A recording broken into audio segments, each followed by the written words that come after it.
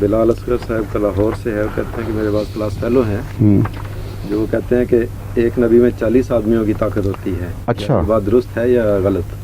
40 تو بہت تھوڑی بتا رہے ہیں. وہ قرآن کریم میں اللہ تعالیٰ حضرت ابراہیم علیہ السلام کی متعلق فرماتا ہے ان ابراہیم کان امتن قانتن للہ حنیفہ، کہ ابراہیم ایک فرما بردار امت تھا جو اللہ کے لیے ہمیشہ اللہ کے حضور جھکا رہتا تھا اور اسی کی طرف مائل رہتا تھا.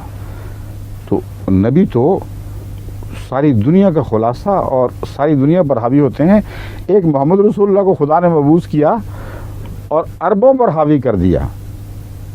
آپ کی طاقت اپنے زمانے کے انسانوں پر نہیں، قیامت تک کے ہر انسان کے اوپر بالا اور اس سے فوقیت رکھتی تھی.